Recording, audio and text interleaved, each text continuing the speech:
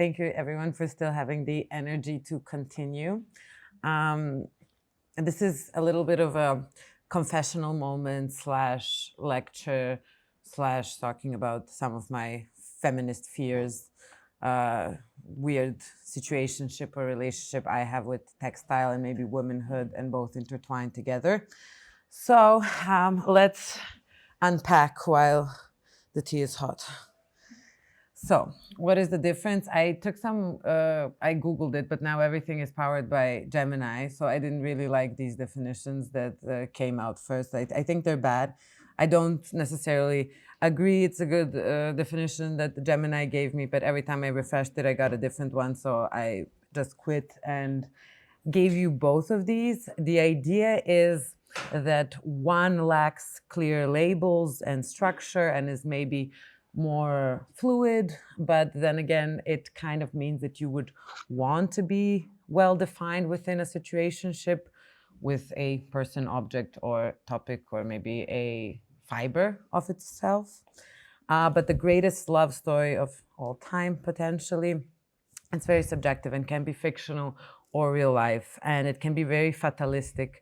And maybe, I don't know, I don't think either of them are necessarily good. Both seem toxic, but there comes a point in every relation between two atoms, I guess, or people or topics where they have to define in what kind of relationship they are. And it's always usually at a tipping point. And this is something also that happened with textiles. But before I go into, I won't be going into the history of textile art. For us, for the sake of this lasting only 30 minutes and being digestible, we will start with the beginning of the 20th century as a starting point for this lecture. And there was a tipping point around that time that I will talk about. But first, I will address for maybe also you to get to know me better. What is my relationship with textiles? And I guess there have been many mornings like Tracy Eamon's artwork and my own relationship with this medium. To tell you honestly, I've had complicated history. Partially, I believe it doesn't help that I have curly hair and I'm white and from Eastern Europe, and that that I used to wear a lot more colorful clothes, but living in Slovakia now, my attire is a lot more toned down, so I also seem more professional, I would say. But to be honest, there was this big gap. I think I went to an art high school and I went to a textile department, which was focused on both fashion and textile. There is a difference, and my family was really confused why this and not fashion. But later on, when I chose to study textile design at the Academy of Applied Arts in Belgrade, but already during that time, I felt really uncomfortable in this position of being a woman creating in the medium that is already mainly women in the atelier. That if you look at even Bauhaus, which is, I would say, one of the first or known as the first European school where women were invited to be part of the same artist groups, women were invited mainly to, or how can I say this nicely, advised to that it is better for them to study textiles and ceramics because it just makes more sense than to do something maybe more conceptual or thought-provoking. But I also was never at ease because I had this suspicion that maybe there should be room for more men to be doing this, cis, maybe straight men to be doing also textile work. But then there are, and they're usually very famous from different fields, and therefore they're not really textile artists. They just work with textiles at some point as a cool thing. I often wondered, can this practice of creating within the medium be fully emancipated from its gendered labor division and kind of the recent history that we've been associating with, let's say, domesticity, or the way that still to this day, mostly, if you look at the recent rediscovery or popularity of textile art in biennials or big shows, it's usually done by women, indigenous groups, or queer people. So it's like, am I in the right to be here, or should I be somewhere else, maybe opposing this?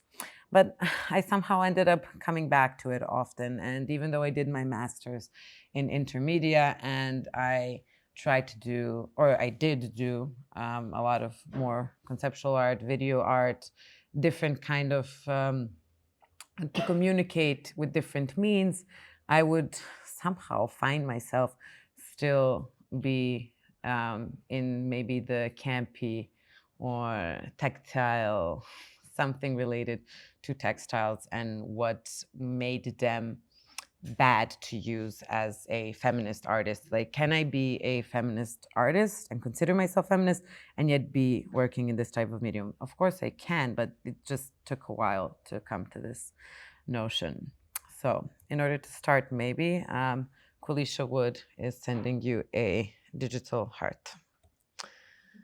I would say that this ornament in crime essay that probably you were forced to read at some point of your education has a lot to do. It was by Adolf Loos, and it came out in early 20th century. And it was actually about, I would say that he's the reason why a lot of modernist buildings look like this, and they're stripped of any ornament, but also clothes. But within this essay, he speaks about the ornament being excessive. He even calls it primitive and degenerate, a waste of labor, time, and that the modern man has no time or space in his life for such things of really no value other than decorative, and that serve as reminders of the past times. Machines are here. We can make stuff fast. We don't need to waste time. And in this essay, he's even going to a shoemaker that's creating artisan shoes, beautiful, from leather in his street, and he offers to pay the price for the ornament and for the handiwork of the hands, but begs the craft person not to do it, to teach them a lesson about time is money, this is wasteful, you should be maybe changing the way you think. And within this critique, he's linking ornament to feminine, primitive, emotional, and modernism is masculine, rational, and progressive. Needless to say, a lot of feminist theorists disagree with him and argue that ornament is not a crime, but a record of memory, culture, skill, and care, a testimony to non-Western transmission of knowledge, non-oral histories, and that this tends fed into a larger system of gendered exclusion in art history. This is a really nice Le Corbusier Villa Savoy, but these are the kind of forms that Adolf Loos envisioned for a rational modern man. I guess the woman is extension of that as well as society, but this was the idea. So there was also this moment a little bit prior to this essay where there was the development of the ideology of femininity, and how is femininity constructed, and what is the ideology of femininity actually. So in this whole period, 17th to 19th century, embroidery and a lot of other pastime / functional object creating methods played an important role in shaping what it meant to be a good woman, good girl, a good member of the society, maybe even somebody that's well-spoken, and, to be well married as well. So there was actually a lot of pressure on women to know how to embroider. And if you ever tried embroidery, there's this thing that it is kind of easy to, you can learn the stitches itself, and there is cross-stitching where you get kind of a shablon that you follow, and it's very easy, it's just an X. But then there are other types of stitches that you can use to create very elaborate designs, meaning that you can show off in your house.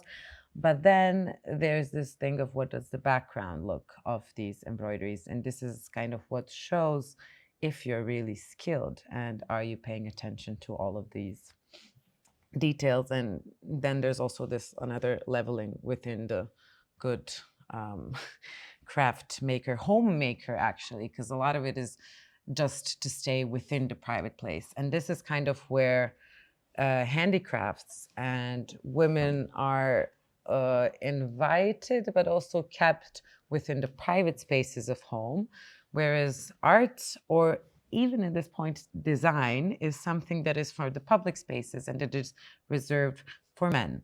And so women are subjected to this repetitive labor and inside, which is actually craft, something that is manual, decorative, domestic, and usually feminine. So this category of craft, I will speak about it a bit more, even though I'm not sure if everybody is kind of sick of this topic again of high-low art, craft art, studio craft. There were so many differences trying to bridge this gap and kind of, is it okay to be a craft person or not?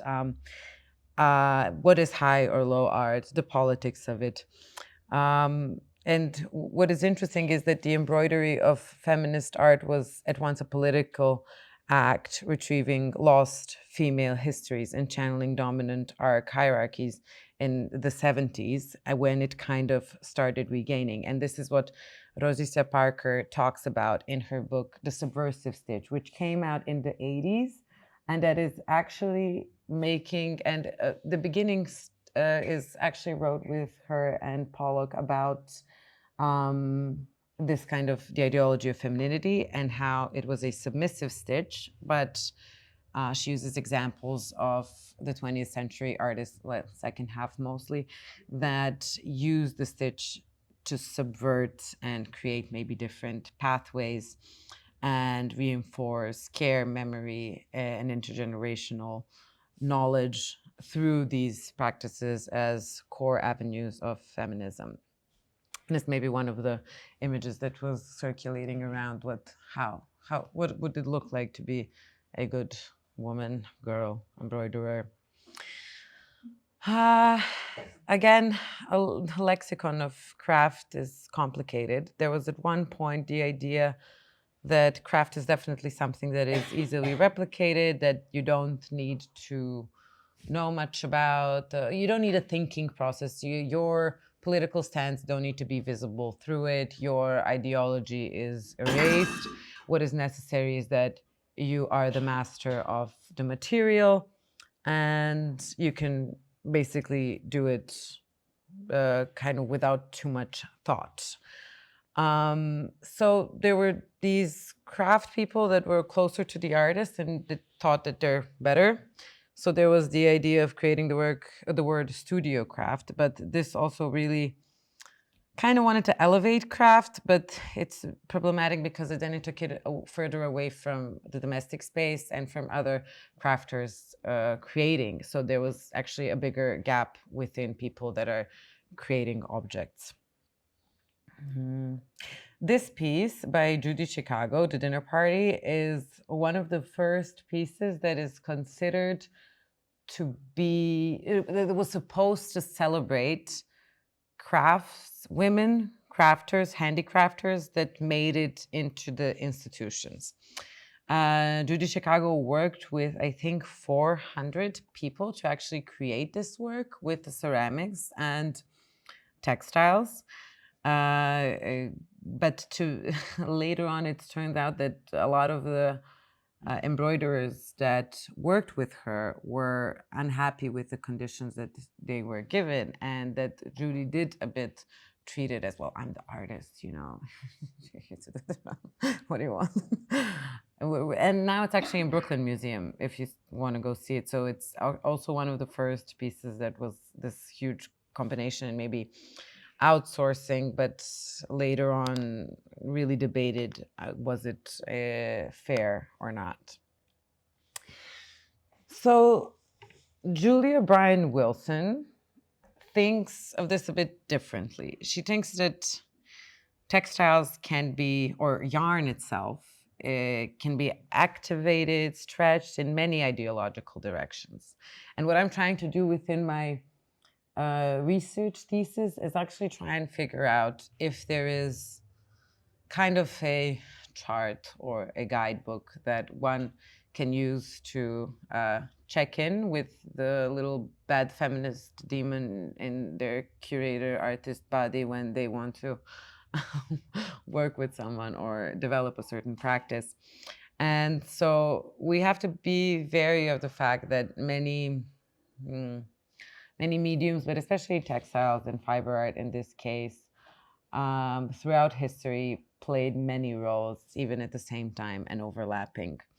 So even to this day, but we will talk about it in the next slide, but textiles were potentially complicit with anti-feminist regimes and domesticity, with promoting traditional values, staying at home, working with hands, being present. But then again, also that can be revolutionary and it can seem quite complicated how to go about it. It can be a revolt or a craftivism kind of idea. The term was coined in 2004, where you use your time to, and something that is maybe can be done at home to fight the capitalist system. So there's this really nice ladies sewing circle and terrorist society that was an actual thing, I believe, in LA, but somewhere in the US in the 70s. And I like this feminist kind of humor to this. Well, first it's ladies, it's not women's. So it's already a bit calling for, no, it's like, it's not empowering. We need them to have their own pace and time. It's a lady.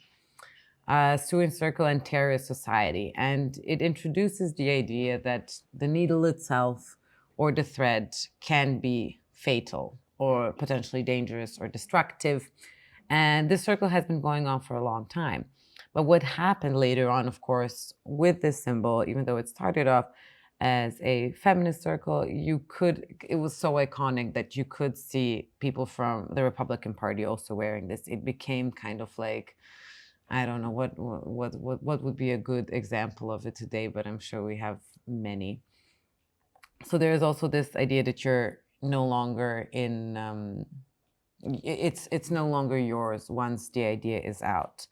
And what is interesting that Etsy, the site, which we also have to talk about when there was this kind of in early 2000s, especially with Pinterest and Instagram, there was this surge again of people knitting and crocheting in home and finding these new hobbies of buying a bunch of yarn and using their free time to create,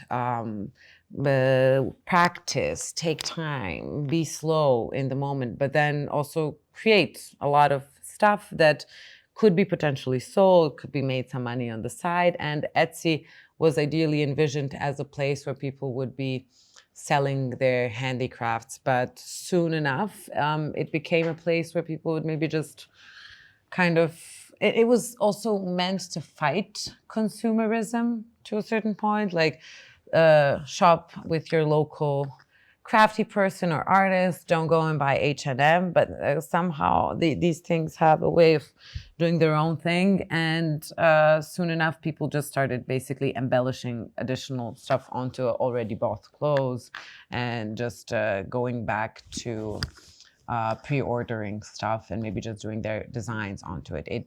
It wasn't left to be this place where you can sell your pieces and kind of bridge maybe this gap where people that create within the home can have part of the market. But also when we just talk about this idea of what is handmade, I think we get really lost in the idea that what is handmade is something that is crocheted or embroidered, but we don't think of fast fashion as handmade, but it is all handmade. It's just very poorly paid and far away, and you don't see those hands that are making it, but it's all handmade, everything that you're wearing here.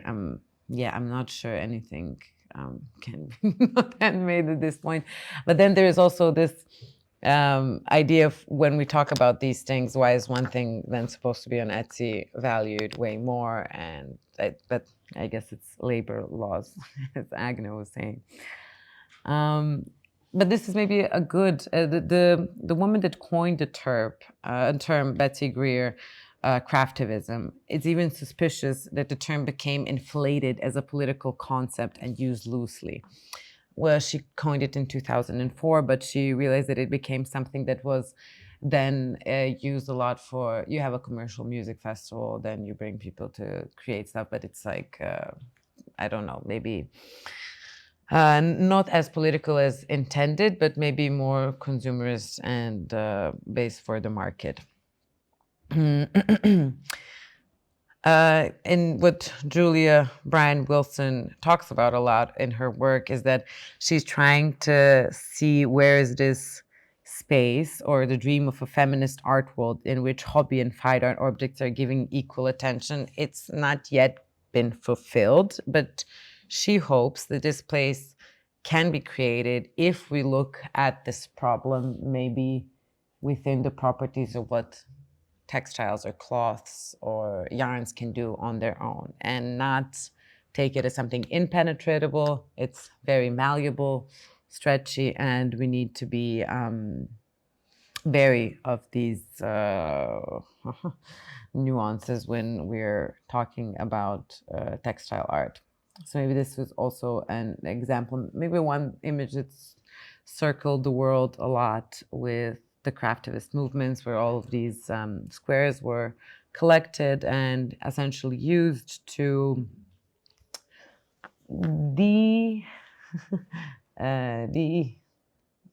take away some of the aggressive power from a military object, which is a tank, and maybe use some form of subversive female pink, crafty, witty humor, or maybe even a statement to cover it and take away its potential.